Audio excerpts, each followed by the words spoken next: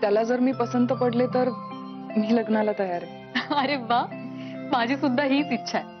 आणि trust me, तू खूप सुखी राहशील. मग मी एक काम करते, मी लगेच काकूला फोन करून कळवते. थांब. का ग? मंजिरी, तू सत्यजितची परवानगी काढलीस का? म्हणजे मला वाटतं तू त्याचंही मत घ्यावंस. अगं आता यांना काय विचारायचं यात?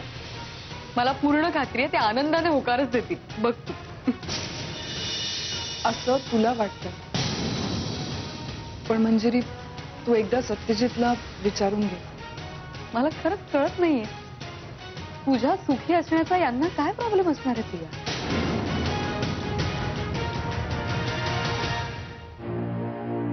याचं उत्तर सत्यजितच देऊ शकेल. येते मी, पण तू नक्की सत्यजितला विचार.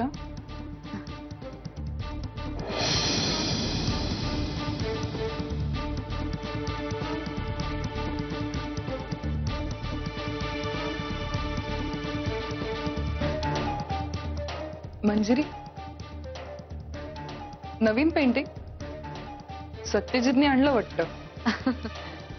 अगं हो, नाही, आमच्या समीळबाई आल्या होत्या, म्हणजे माझ्या शाळेत शिक्षिका होत्या त्या, त्यांनी आणलंय माझ्यासाठी. छान आहे.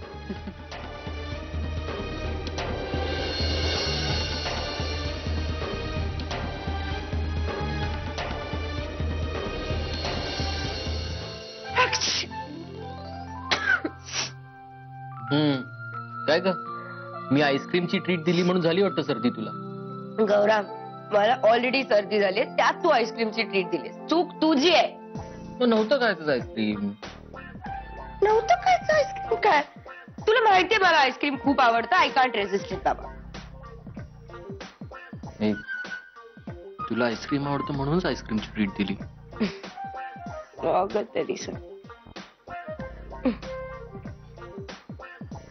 पण मी नाराज आहे तुझ्यावर.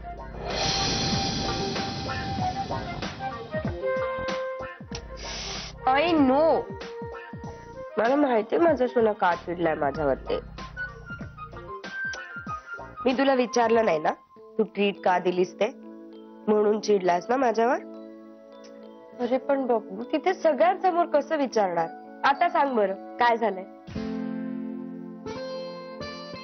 माझा बिझनेस सेट झाल्याची.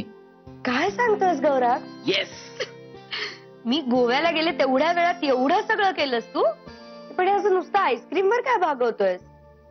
म्हणजे मला तरी काहीतरी स्पेशल ट्रीट द्यायला पाहिजेस ना तू. म्हणजे ऍटलीस्ट लॉंग ड्राईव्ह, एखादं कॅन्डलाइट डिनर.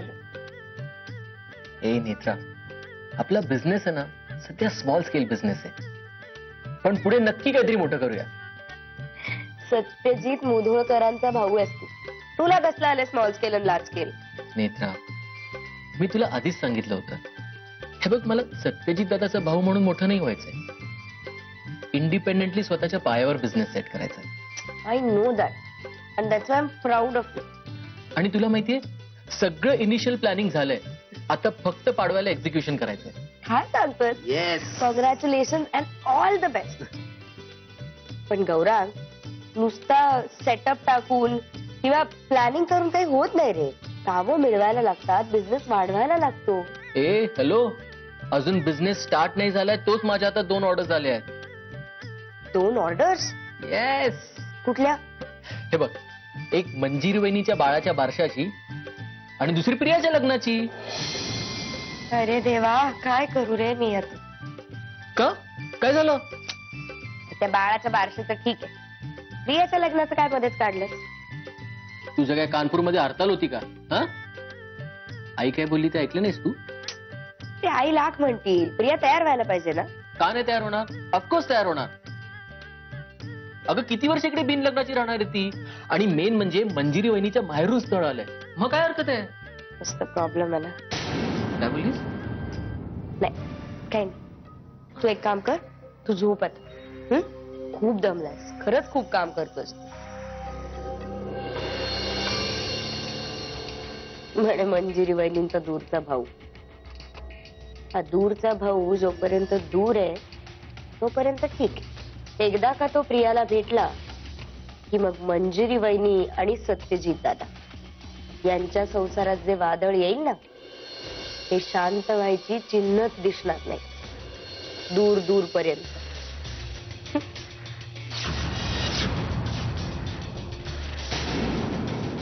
झोपतेस ना? गौरव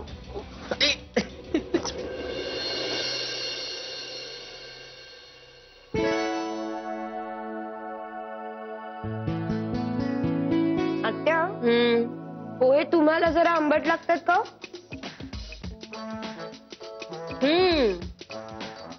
आंबटच लागतात.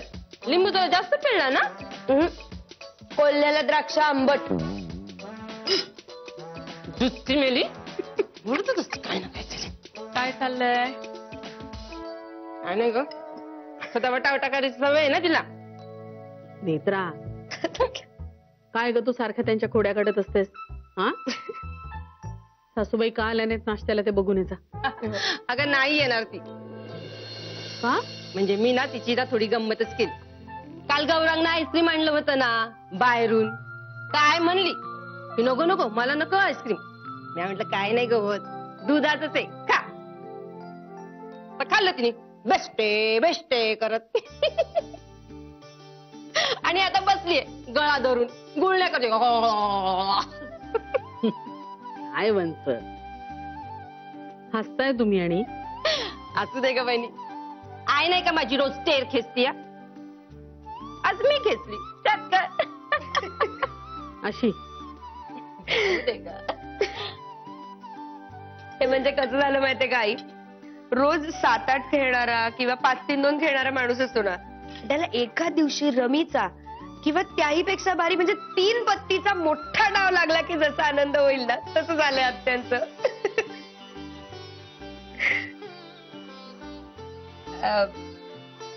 सॉरी म्हणजे उदाहरण चुकलं माझं. दुसरं काही सुचलं नाही मला. सॉरी. आई मला तुम्हाला खूप महत्वाची गोष्ट सांगायची आहे. काय ग? एक मिनिट. प्रिया प्रिया. आई आपल्या प्रियाने मुलगा बघायला होकार दिलाय.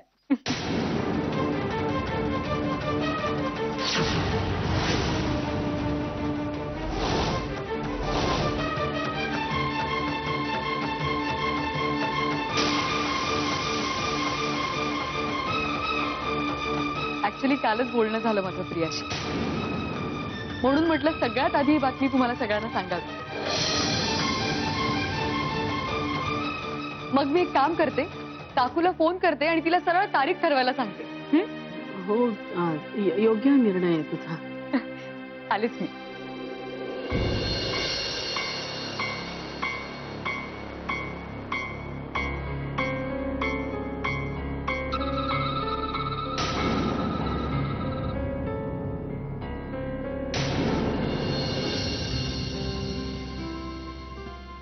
माझा फोन. मंजिरी तू सगळ्यांना माझा निर्णय सांगायची एवढी घाई का केलीस? विसरलीस का मी काय सांगितलं होतं ते? अगं प्रिया तू काय काळजी करतेस? काहीच प्रॉब्लेम होणार नाहीये. आणि तुझं लग्न होण्याने घरातल्या सगळ्यांना आनंदच होणार आहे की नाही? मग हो मला मान्य आहे. पण तू सत्यजितला फोन केलास का? त्याला फोनवर विचारलंस का? होय. आजपर्यंत मी अशी एकतरी गोष्ट केलीये का जी तुला आवडणार नाही? तू गेल्यावर मी लगेच त्यांना फोन केला होता.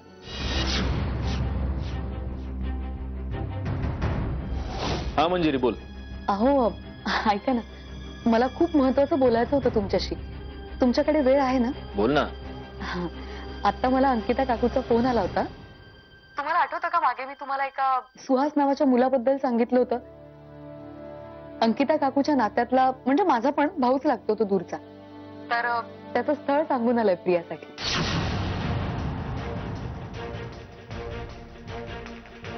बरं मग मग काय नाही. आता आम्ही हॉलमध्ये बसलो होतो ना तेव्हाच अंकिता काकूचा फोन आला होता. तर मग माझं आईंशी सुद्धा बोलणं झालंय आणि प्रियाशी सुद्धा बोललीये मी. प्रियाची संमती आहे लग्नाला. पण ती मला म्हणाली की एकदा तुमच्याशी बोलून घेऊन तुमचं मत काय ते जाणून घ्यावं म्हणून तुम्हाला विचारते. सांगा ना, काय वाटतं तुम्हाला?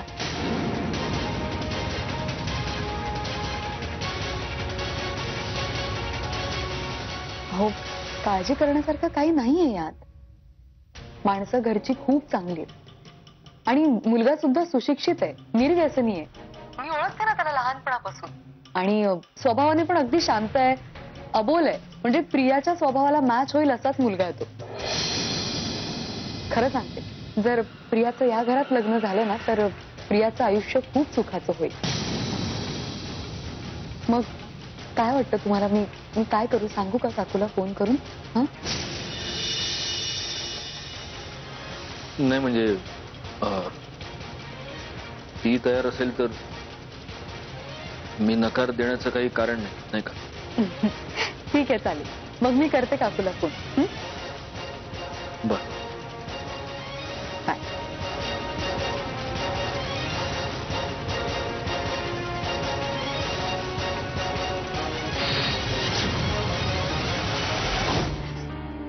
आणि यांनी होकार सुद्धा दिलाय. प्रिया, तू एकटीच अशी व्यक्ती आहेस जिने माझा संसार टिकवण्यासाठी मला खूप मदत केली. आता मला तुझा संसार उभा करायचा. काय आहे ना की जेव्हा आपल्या हक्काचं, आपल्या प्रेमाचा माणूस आपल्या बरोबर असेल ना तर जगातली सगळी सुख छोटी वाटायला लागतात. आणि तेच सुख तुला मिळावं अशी माझी खूप इच्छा आहे. मग मी कळवते काकूला. चालेल, कळव. मी येते.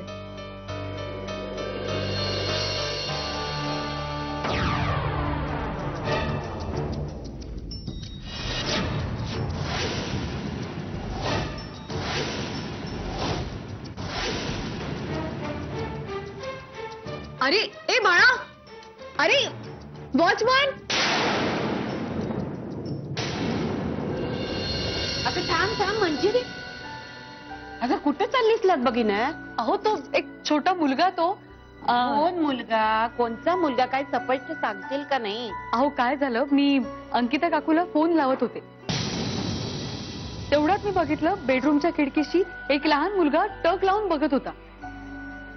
मी त्याच्याशी बोलायला गेले तेवढ्यात पळून गेला तो. म्हणून मग मी बघायला आले. तो एवढ्या छोट्याशा कारणासाठी तू बाहेर निघालीस? मी सांगते वॉचमनला, तू जा बरं, तयारी कर जा. अहो पण तो पळून जाईल तो मुलगा. मी तुला सांगितलंय ना मग डाक्टरबाईंनी, आजची तारीख दिली आहे ना, मग तयारी कर जा, आपण जाऊया. मी सांगते वॉचमनला.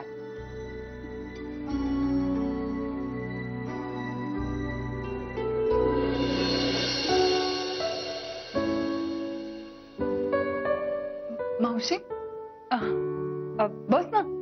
हो बस ना, तू पण बस. हो, बोल. काय काम होतं का? हो, मला बोलायचं होतं काहीतरी. मग बोल ना. काय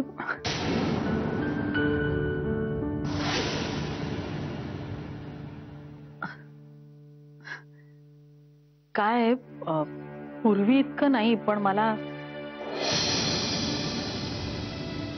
अजूनही थोडं थोडं असं विसरायला होतं. असं अधूनमधून. सुहासच्या स्थळाबद्दल काही बोलायचं होतं का? हा, हो, मला त्याच संदर्भात बोलायचं होतं तुझ्याशी. प्रिया, मागचं सगळं विसरून तू लग्नाला तयार झालीस, मला खूप आनंद झालाय. पण काय, या सगळ्यामध्ये मागचं सगळं पुन्हा उकरून निघेल याचीच भीती वाटते ना तुला?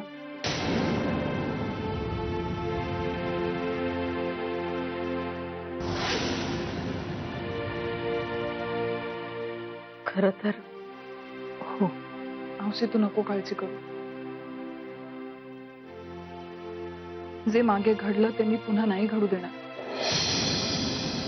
कारण मला माहितीये तो जो मुलगा आहे तो मंजिरीच्या नात्यातला आहे. तिचा लांबचा भाऊ लागतो. त्यामुळे त्याला मी माझा भूतकाळ नाही सांगणार. मावशी, खरं तर लग्नासारख्या आयुष्यात एकदा घडणाऱ्या गोष्टीत लप्पाछप्पी, खोटेपणा करू नये असं म्हणतात. पण मला नेमकं तेच करावं लागणार आहे. कारण माझ्या एका सत्याने मंजिरी आणि सत्यजितचा संसार धुळीला मिळू शकतो.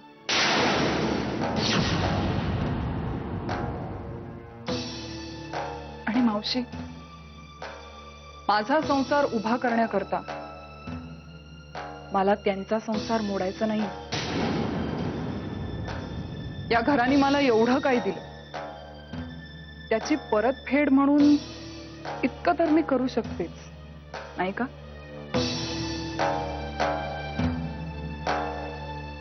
थँक्यू मावशी.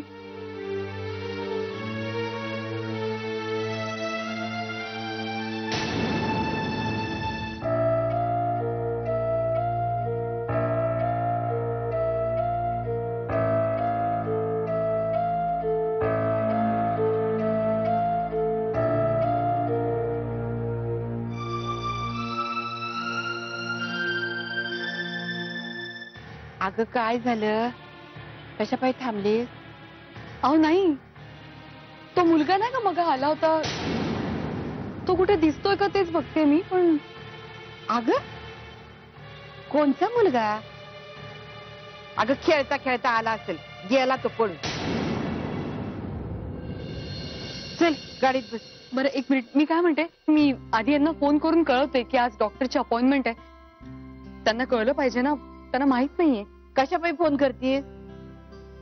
तो काय सल्ला देणार आहे डॉक्टरला? कोणचं टॉनिक दे, कोणचं टॉनिक देऊ नगस? प्रत्येक गोष्टीला तुला नवरा कशा पायी लागतोय ग? मी आहे ना वर, चल की. अहो पण आजी मी चल चल, काय फोन बिन करायची गरज नाही. चल गाडीत बस, उशीर होते.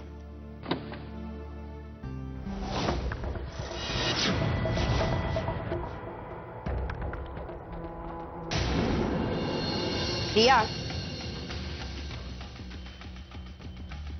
खरं सांगू का, बरं केलंस हा निर्णय घेतला.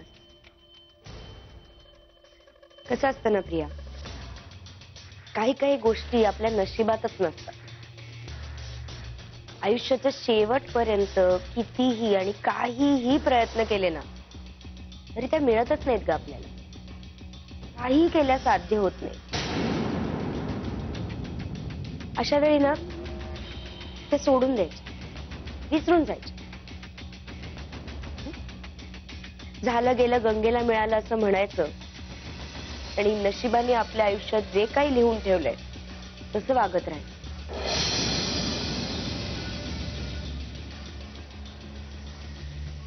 पण प्रिया, अगं त्या तुझ्या गावठी हिरोचं काय?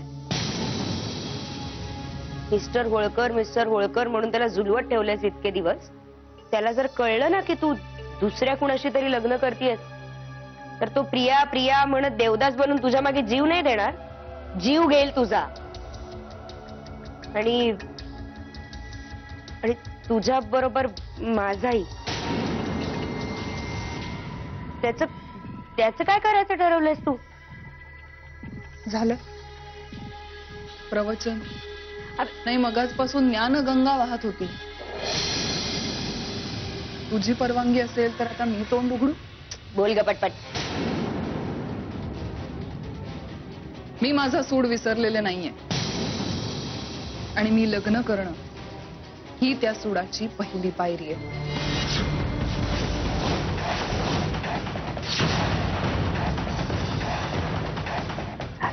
पुन्हा एकदा डायलॉग बाजी सुरू झाली. डायलॉग बाजी नाहीये, कारण मी ऍक्शन्स मध्ये बिलीव्ह करते आणि मी काय करते ना ते मला माहिती. जर सत्यजित आणि मंजिरीचा संसार उद्ध्वस्त करायचा असेल तर मी संसार थाटणं गरजेचं आहे, हे आता मला कळून चुकलं. मी लग्नाला होकार दिलाय हे एव्हाना सत्यजितला कळलंही असेल आणि हे ऐकून त्याची काय परिस्थिती झाली असेल याची कल्पना मी इथे बसूनच करू शकते. तुला नाही कळणार.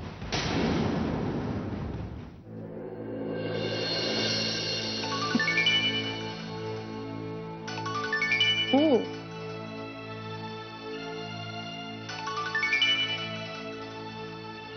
ऐकू नकोस आमचं बोलणं. Hello Satyajit, I am so sorry. मी स्वतःच्याच विचारात एवढे हरवले होते की कळलंच नाही तुझा फोन आला ते. ते राहू दे. काल मंजिरीचा फोन आला होता. ती मला सांगत होती की तिच्या काकूंचा तो भाचा सुहास त्याने तुला परत मागणी घातली आणि तू तयार झालेस त्याला भेटण्यासाठी. अरे हो, म्हणजे नाईलाजाने तयार व्हावं लागलं. पण तू घाबरू नको, मी आपल्या भूतकाळाबद्दल काहीही सांगणार नाहीये. हा, पण त्यांनी जर विचारलं तर मात्र मी लपवू शकणार नाही. सत्यजित, मी जर सतत लग्नाला नाही म्हणत राहिले ना तर मंजिरीला काहीतरी वेगळाच संशय येईल. म्हणून मग मी विचार केला ह्यावेळी हो म्हणावं. पण तू जर काही कारणाने त्याला इथे येण्यापासून टाळू शकलास ना तर सगळेच प्रश्न मिटतील. आणि तसंही सत्यजित, मी मावशीला प्रॉमिस केलंय की तुमचा संसार तुटेल असं मी काहीही करणार नाही. मंजिरीच्या ज्या एका चुकीमुळे तुमचा संसार उद्ध्वस्त झाला ती चूक पुन्हा मी कशी काय करू कळतच नाहीये. याच गोष्टीचा विचार करून करून डोकं फुटायची वेळ आली खरंच.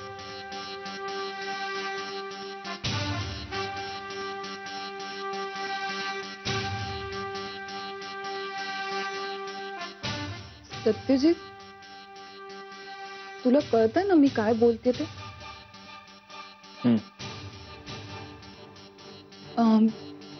म्हणजे बघ ना, त्या मुलापासून सगळं लपवून मी तुमचा संसार वाचवावा का त्याला सगळं खरं खरं सांगून तुला खूप मोठ्या त्रासात टाकावं? काय खरंच म्हणजे. पण नाही, मी ठरवलंय, मी त्या मुलासमोर गप्प बसणार आहे आणि त्याला काहीही सांगणार नाही. मला कायमची सल सहन करावी लागेल, पण तुमचा संसार तरी वाचेल.